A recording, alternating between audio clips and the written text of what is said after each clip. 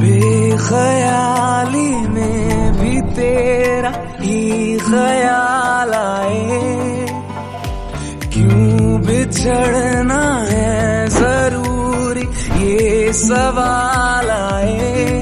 तेरी नजदीकियों की खुशी बेहिसाब थी, हिस्से में फासले भी तेरे बेमिसाल।